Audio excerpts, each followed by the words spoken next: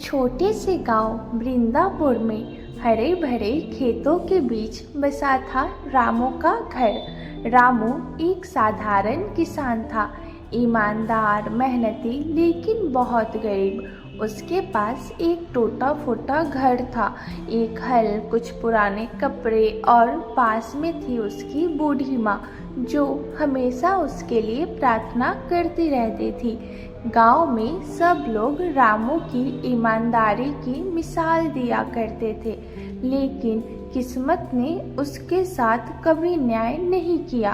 खेतों में जितना भी मेहनत करता, सूखा या ओला बारी सब कुछ बर्बाद कर देता।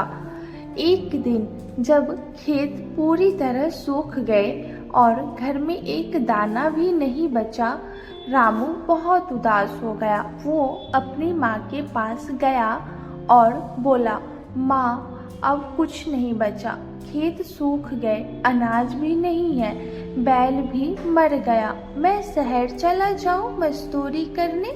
माँ ने उसे रोका और बोली, बेटा, क्यों ना एक बार पास के जंगल में जाकर भगवान से प्रार्थना कर, वही तुम्हारे दुख दूर होंगे। रामू ने माँ की बात मानी और अगले ही दिन जंगल की ओर चल पड़ा। जंगल बहुत घना और डरावना था, लेकिन रामू का मन ढीठ था। वो साफ जगह देखा और वहीं बैठ गया, आंख बंद कर भगवान की प्रार्थना करने लगा। कुछ घंटे बीते, सूरज ढलने लगा। तभी अचानक एक चमत्कार हुआ। एक तेज रोशनी के बीच एक सफेद चमकती हुई गाय प्रकट हुई। रामू डर गया, लेकिन गाय बोली, डरो मत रामू, मैं एक जादुई गाय हूँ। तुम्हारी सच्चाई और मेहनत ने मुझे जगाया है। मैं तुम्हारे साथ चलूँगी, लेकिन एक शर्त है, तुम मुझे कभी लालच में मत दोहना, नहीं तो मेरी शक्ति चली जाएगी।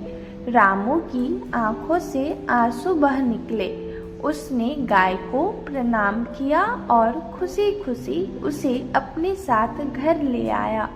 जैसे ही गाय ने गांव में कदम रखा, गांव वालों की नज़र उस पर ठहर गई।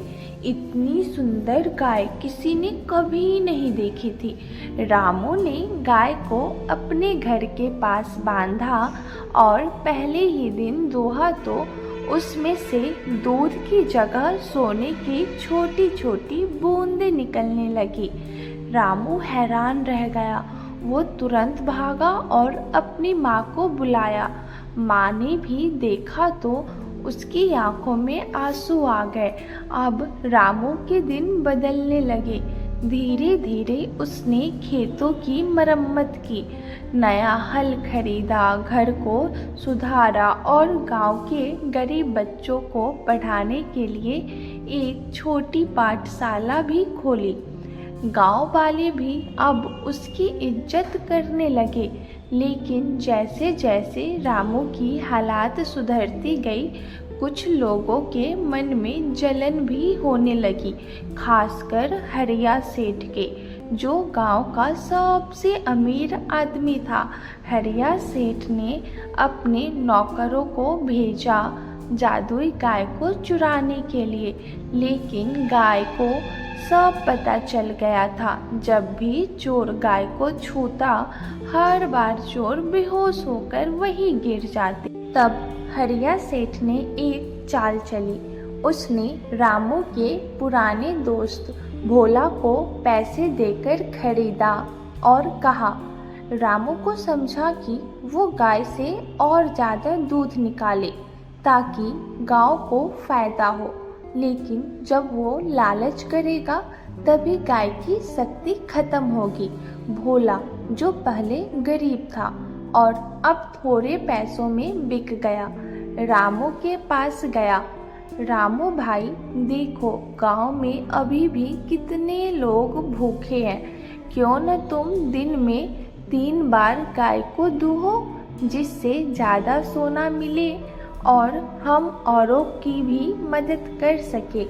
रामू ने पहले मना किया, लेकिन भोला ने दोस्ती और भावनाओं का सहारा लिया। रामू ने सोचा शायद सच में सबकी मदद हो सके, लेकिन उसने दिन में 2 बार दोहना शुरू कर दिया। कुछ दिन तक सब ठीक चला, लेकिन फिर एक दिन जब रामू ने तीसरी बार गाय को दोहने की कोशिश की, गाय ने दर्द से कहाड़ते हुए पीछे हट गई और तेज रोशनी में गायब हो गई। रामू घबरा गया। उसने पूरा गांव छान मारा, जंगलों तक छानी, लेकिन गाय नहीं मिली। अब ना तो सोना रहा, न दूध और न ही गांव वालों का सम्मान। धीरे धीरे सबने दूरी बना ली।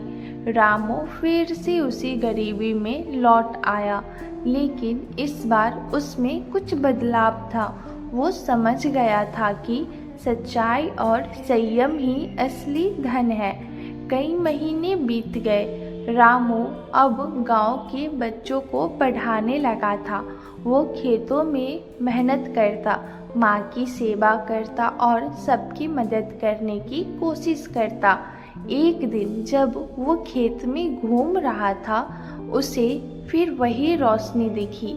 गाय एक बार फिर प्रकट हुई, लेकिन अब उसकी आंखों में सवाल था। गाय बोली, क्या अब तुमने लालच का अर्थ समझा रामू? रामू ने हाथ जोड़ लिए। हाँ माई, अब मैं कभी लोभ नहीं करूँगा। अगर तुम चाहो तो मुझे कुछ मत दो, बस मेरे पास रहो। गाय मुस्कुराई और बोली, अब तुम सच्चे किसान बन चुके हो। अब मेरी शक्ति सिर्फ तुम्हारे लिए नहीं, बल्कि पूरे गांव के लिए होगी।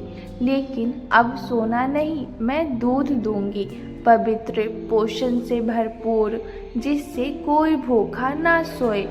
सीख, सच्चाई और संयम से बढ़कर कोई जादू नहीं। जो मिला उसमें संतोष करना ही असली चमत्कार है। तो दोस्तों, कैसी लगी आज की कहानी? अगर कहानी अच्छी लगी हो तो लाइक, शेयर, सब्सक्राइब जरूर करें और हाँ, बेल आइकन दबाना बिल्कुल ना भूलें। धन्यवाद।